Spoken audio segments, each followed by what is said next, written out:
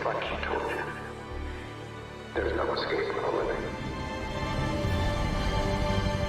We're the ones who live.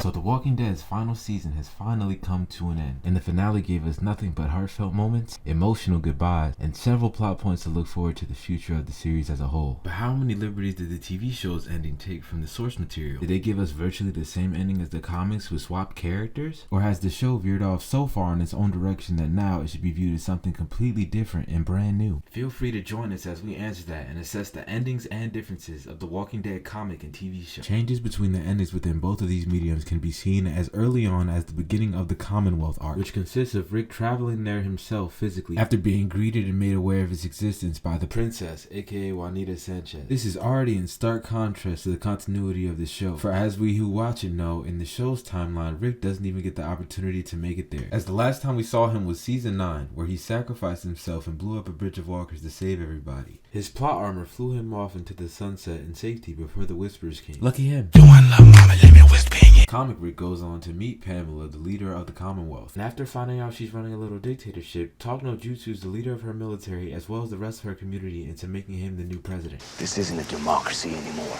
Doing so allows him to win over all the good graces of the members of the Commonwealth, and ultimately his actions lead to Pamela being arrested in front of the crowd, something which everyone seems to be pretty hype about actually. It is what it is. Everyone but the walking, breathing L, otherwise known as Sebastian, old bitch-made long goofy ass, and he chooses to respond to the incident by breaking into Rick's room while he's sleeping. Don't ask me how the door was unlocked though, and holding Rick at gunpoint over his speech. The nerve of this little shit, and just when you think it can't get any worse, he shoots him not just once, but several times, emptying his whole clip on our favorite main character, who has survived way worse. Now, Rick Grimes is dead, and to make matters even more heartbreaking, his son Carl Grimes is the one to find his zombified body. Without a second thought, he puts down Rick Grimes as a walker, finally puts an end to all the suffering he experienced throughout the entire series, and at this point, Carl is left with none but his grief. Later on, he is sat down in conversation with Pamela alongside Maggie and Michonne, and is notified that Sebastian will spend the remainder of his life rotting in prison.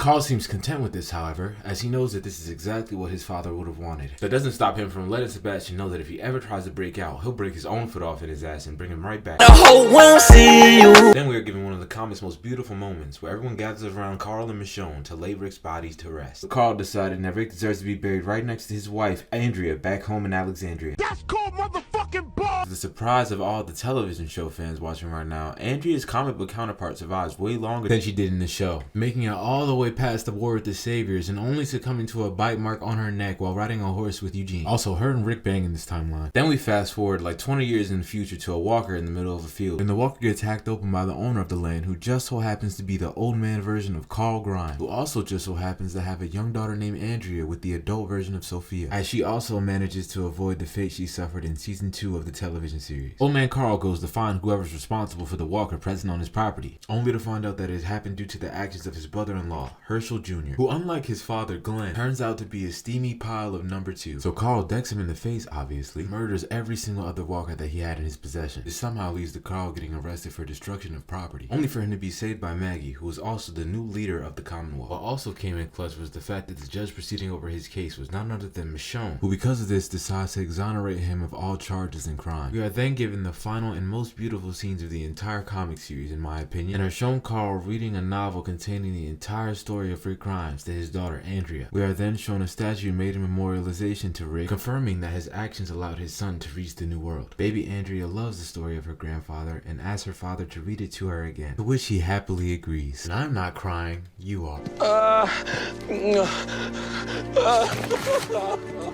But all jokes aside, let's see how all that holds up in comparison to the final episode of the television series, which starts off with Daryl carrying Judith into a hospital after last episode's events where she was shot in the chest by Pamela. It's already a great deviation from the plotline of the comics, as we all know that in the comic universe, not only does Daryl not even exist at all, Judith doesn't even get past being a baby, as her and Lori get clapped at the prison by the governor. She's just one of the main characters in the series finale to outlive their comic book counterpart, including Carol, Gabriel, Ezekiel, and even Rosita. You look good.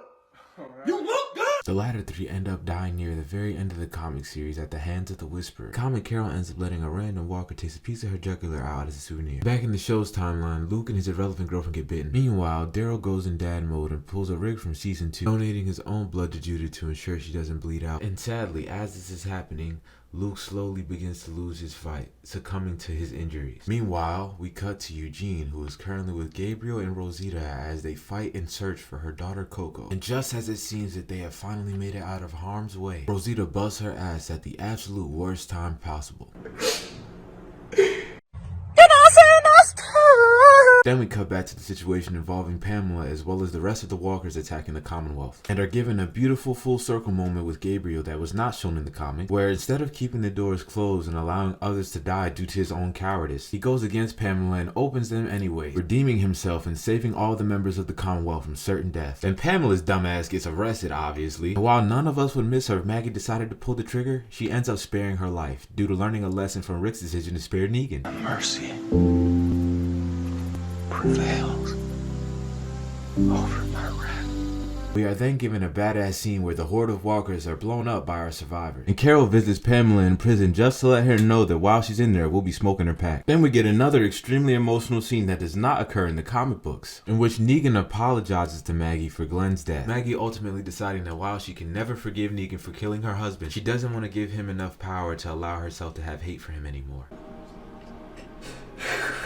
And just in case that wasn't enough to get the waterworks flowing, we are given a scene of the final main characters having the Sunday dinner that Negan told them they never would all the way back in season 7. Followed up by a scene with Negan and Daryl giving one final look of acknowledgement to each other after everything that they've been through. We then fast forward to 1 year into the future, where Eugene is now married to Stephanie and the two of them have a child together that he decided to name after Rosita. Aww. It's then revealed that Ezekiel has been appointed the new leader of the Commonwealth as Daryl prepares to leave the group and say goodbye to everyone in search of Rick and Michonne, who themselves also end up briefly appearing in the final moments of the television series, not solely to force hype for their spin-offs, but to remind us what the entire message and point of the show was in the first place. We are not too far gone, and we are not the Walking Dead. We're the ones who live.